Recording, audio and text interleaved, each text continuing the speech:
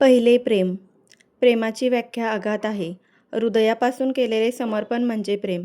मग ते आईचे, बहिणीचे, पित्याचे, एखाद्या अगाध नात्याचे निस्वार्थ बुद्धीने केलेले प्रेयसीचे प्रेम. हो, मुक्या भावनांचे भुकेले असते, ज्यांचे वर्णन शब्दात केले जात नाही. ती एक अबोल भावना आहे, अशी अबोल प्रेमज्योत घेऊन येत आहे पहिलं प्रेम. राधा IT इंजिनियर झाली. घरातील सर्व सुसंस्कृत, सुशिक्षित असल्यामुळे प्रेमात फसणे वगैरे कुणाच्या कल्पनेतही नव्हते.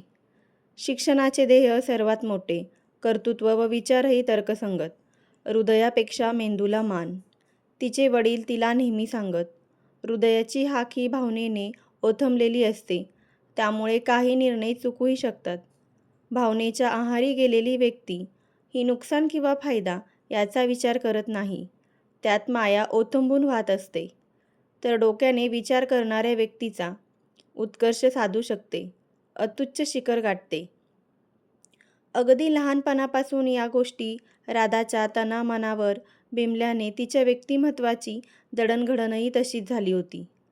ती एकुलती एक असली तरी अवास्तव लाड तिचे झाले नाही. आईबाबांच्या बोलण्यातही फक्त आणि फक्त बौद्धिक छटा दिसत होती. टिपिकल पांढरपेशी आयुष्य ती जगत होती. असो, ती मेरिटमध्ये पास झाल्याने नोकरीसाठी धावण्यापेक्षा मोठमोठ्या कंपन्यांच्या गलेलट्ट पगारांच्या नोकऱ्या तिच्या पुढे हात जोडून उभ्या होत्या. निवड तिला करायची होती, याचा सार्थ अभिमान तिच्या आईवडिलांना वाटत होता. लाईफ एन्जॉय करणे ही संकल्पनाच नसल्याने उत्तमातल्या उत्तम नोकरीची निवड होऊन तिच्या तोडीच्या जीवनसाथीची शोध मोहीम सुरू झाली. राधा एका नामांकित कंपनीत मोठ्या अधिकाराच्या जागेवर नियुक्त झाली. न्यायला आणायला तिच्या दिमतीला अगदी लहानपणापासून स्वतंत्र कार होतीच, त्यामुळे जाण्या येण्याचा त्रास तिला नव्हता. कॉलेजमध्ये मिळणारे ज्ञान व प्रत्यक्ष नोकरीतील कार्यवाही यात फरक असल्याने ती थोडीशी भांबावून गेली होती.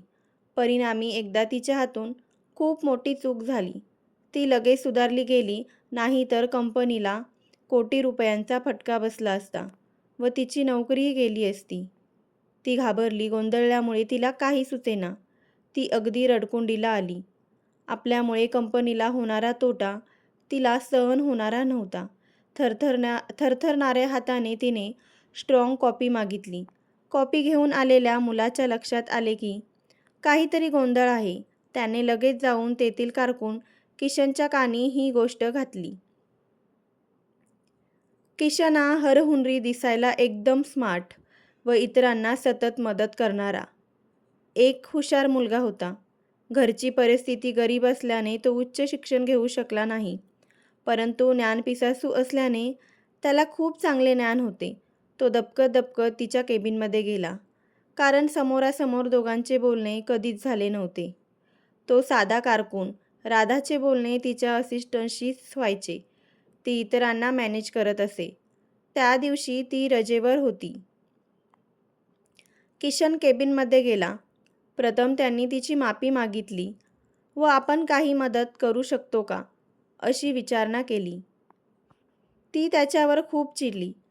तिने त्याचा अपमान केला व केबिन बाहेर घालवले.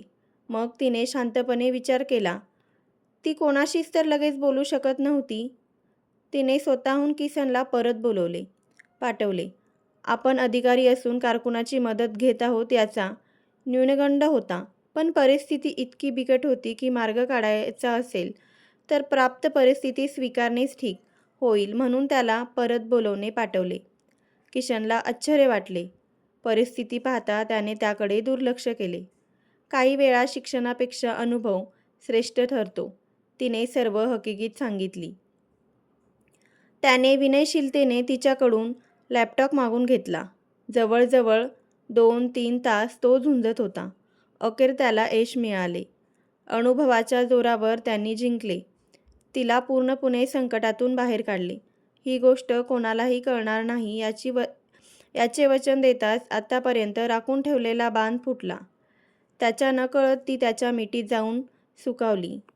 त्यालाही काहीच कळेना. काही काळ मी शांत चित्ताने विचार केला तिची चूक कळताच ती पटकन मिठीतून बाजूला झाली.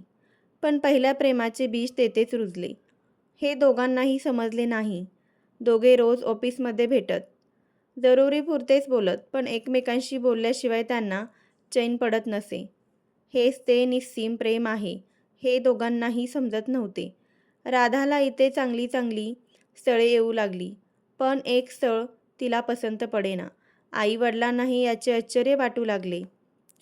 राधाला स्वतःच्या वागणुकीचा अर्थच उमजेना. परंतु आई-वडिलांच्या हट्टापुढे तिला एका स्थळाला होकार द्यावा लागला. जसजशी साखरपुड्याची तारीख जवळ येऊ लागली, तसतशी तिची बेचैनी वाढू लागली. तिने ही गोष्ट किशनला बोलून दाखवली. त्यांनी त्याच्या मनातील हुरहुर तिला सांगितली. दोघांनी मनसोक्त गप्पा मारल्या. तेव्हा त्यांना कळले की दोघेही एकमेकाच्या प्रेमात पडले होते. ते निस्सीम, निस्वार्थ प्रेम होते. दोघांच्याही कौटुंबिक परिस्थितीत जमीन-आसमानचा फरक होता. किशन आधीपासून समजदार होता. हृदयाची हाक ऐकणारा. आपल्यासारख्या मध्यमवर्गीय घरात राधाची कुचंबना होईल. तिला त्रास होईल. तिचे आई-वडील कदाचित तिच्याशी संबंध तोडतील. आपल्यामुळे तिला आई-वडिलांचा वियोग सहन करावा लागेल. हे त्याला नको होते. त्याने तिच्याकडे पाहिले. शेवटचे प्रेमाने जवळ घेतले. असेही राधाकृष्ण कधीच एक झाले नाहीत. त्याने निस्सीम प्रेम आजही अजरामर आहे. तसेच आपले आहे. आपण तसेच एकमेकावर निस्सीम निस्वार्थ प्रेम करू. पण आपल्या वाटा वेगळ्या असतील. राधाला ते ऐकून खूप वाईट वाटले. निस्तब्ध पूर्ण दिवस ते एकमेकांच्या हातात हात घेऊन बसले होते.